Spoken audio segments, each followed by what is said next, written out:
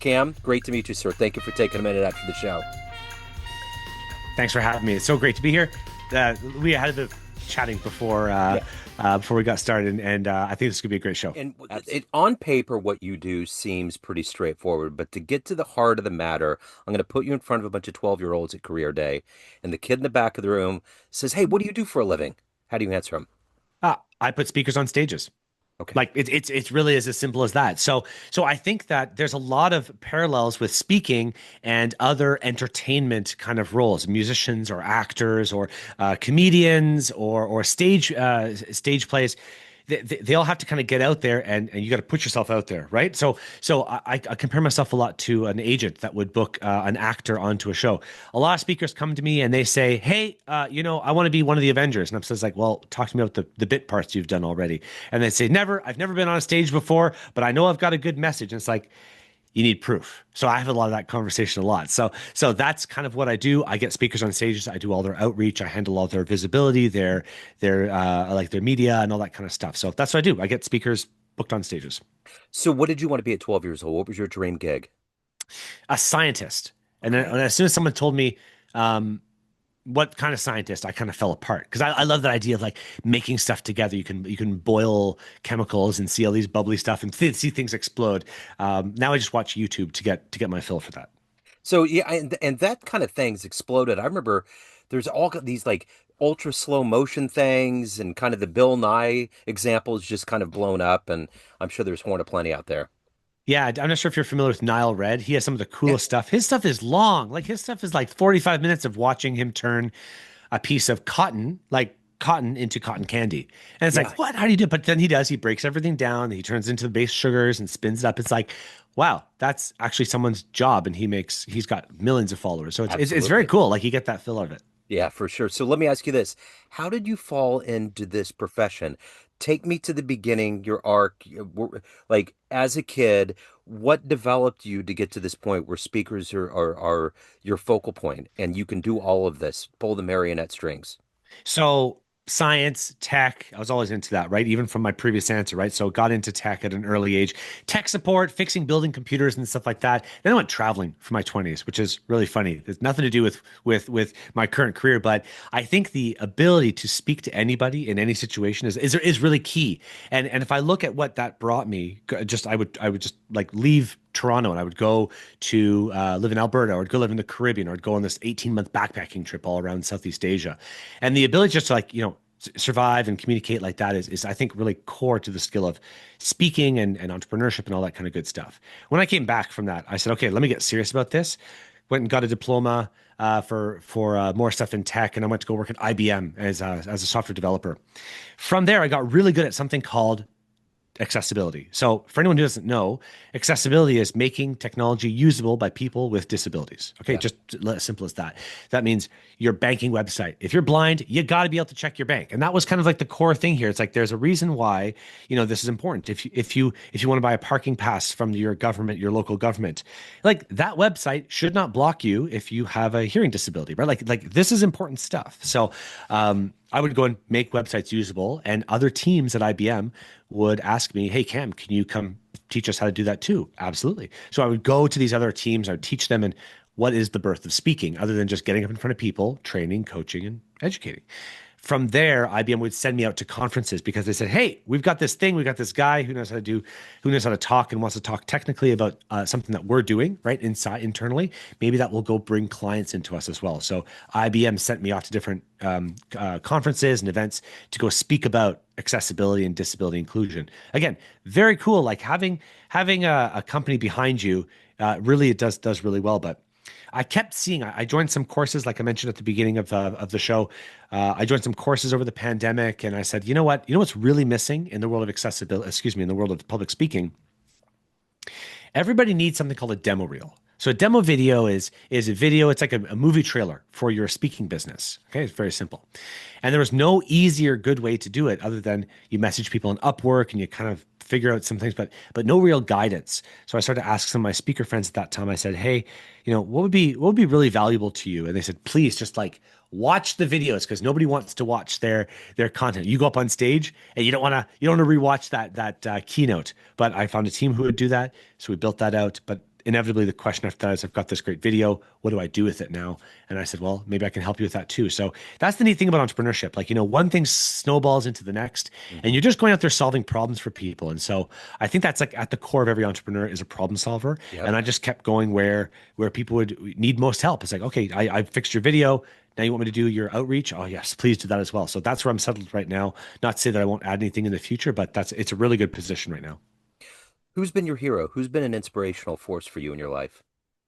Let's see. I mean, there's Alex Ramosi. I'm gonna just like lay it out. Like he is so cool. Like the Yeah. guy is making people like bringing business knowledge to the masses. And I'd say that if there's one person that in the recent years has really inspired me, it's him. Just the way he's put rigor around the basics around business. And I think that if I keep going back to somebody, it's that hero throughout my youth. If I need to go back any further, I would say that I was very heroless, and that's something that when I read books and trying to encourage my son, like you got to have mentors in life. You got to have people that you look up to. You got to have people who challenge you, and it's not always your parents.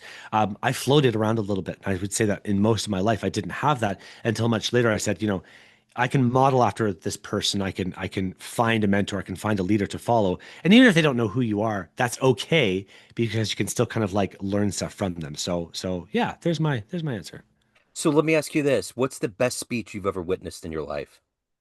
One of the best speeches. So you know what keeps coming. Have you ever watched Game of Thrones? Were Yeah. you were you a Oh, yeah. fan? Okay, so I don't know if you remember Tyrion Lannister's Game of Thrones speech when he was being put on the chopping block. He was going Uh-huh. to get executed, Yeah. and he just gave this 3 or 4 minute speech on what it really means, and it keeps coming back to that. And movies have such a big impact in our lives. Yeah, maybe not so much now compared to what they were, but Braveheart's speech. Remember at the very end when he Oh, gives that yeah. speech and he yells at the end, like, or Rocky's speech.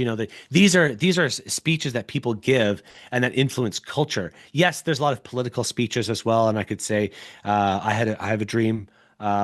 These are very, very culturally relevant speeches, but I'd say there's just riling people up and getting people motivated to do a thing is something that or like change behavior. I think that's the power of a great speech, and I've seen that mostly in movies and or I business professionals. Simon Sinek, Yeah. his Start with Why talk is like really really powerful speeches there. So to model after that is would be something to strive for.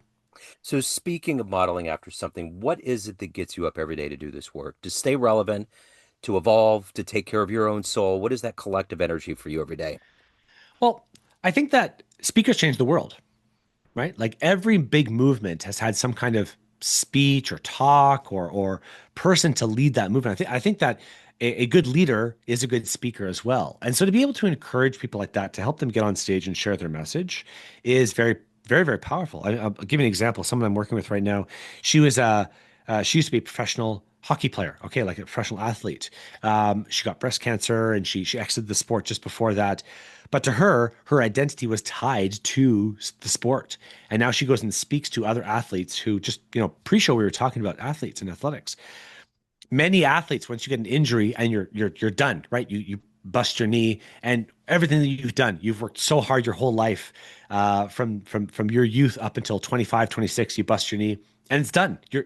It's over. You've never done anything else. And so now she helps to transition people who are in that situation into the real world where you may have to be a used car salesman or a middle level manager, and what you used to do is not working for you anymore. So I think it's really inspiring to be able to bring people like that to the forefront and highlight their message because they may not know how to market themselves. They may not know how to sell themselves to people who want to bring them on and speak on stage. So that's kind of what fires me up. I really like hearing that.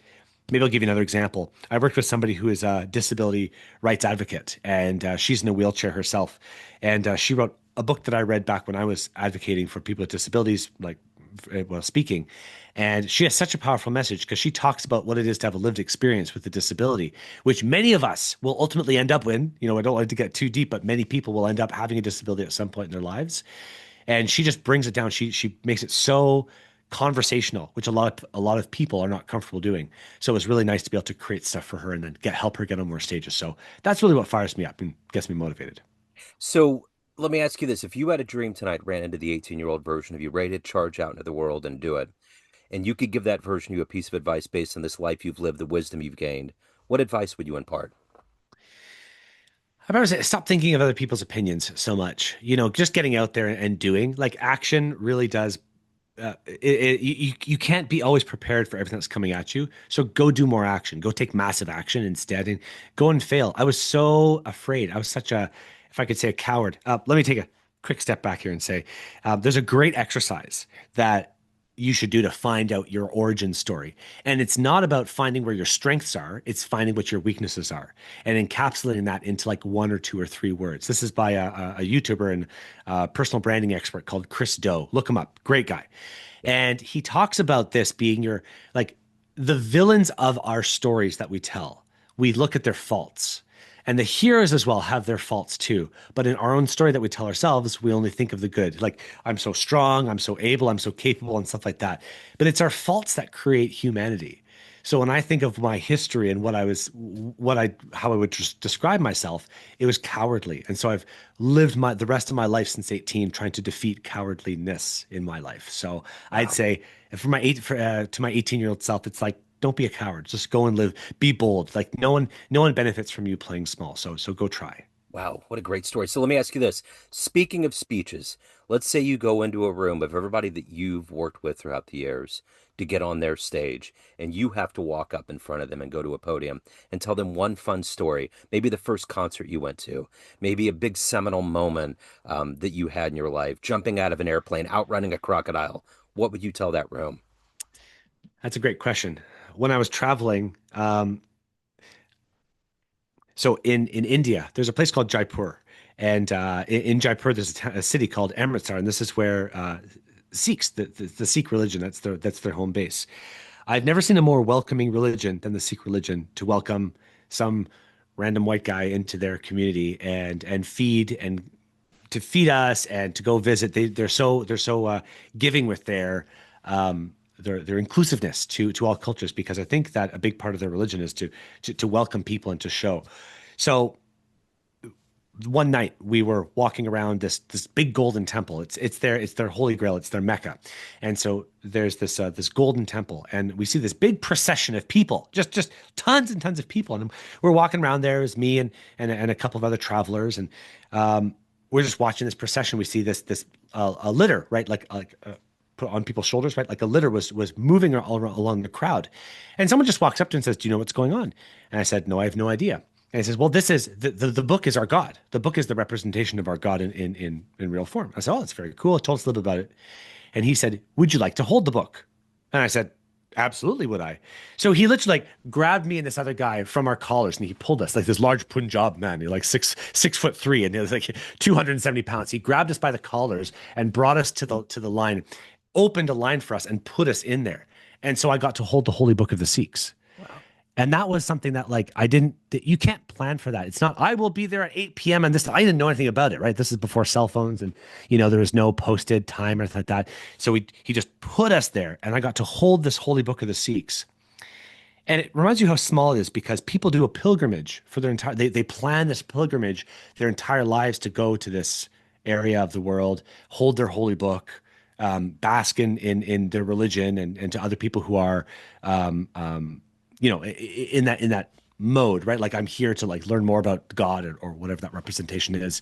And I just got to hold it, because I was a traveling guy. And I thought that was such a profound moment in life. I will always remember that till the day I die, because it just had such an impact on me of how vast the world is, and how many people and cultures there are. And we're kind of all the same. In the end, we're just trying to make our way in this world and feed our families and take care of ourselves and stuff like that. So that's what it's all about. I love the Indian people. There's a gentle benevolence. They genuinely embody the best of humanity. I always feel like that when I'm around them. So that story just does not surprise me. Great story. So let me ask you this, of everything that you've done in your life, and more importantly, evolved to, what are you the proudest of?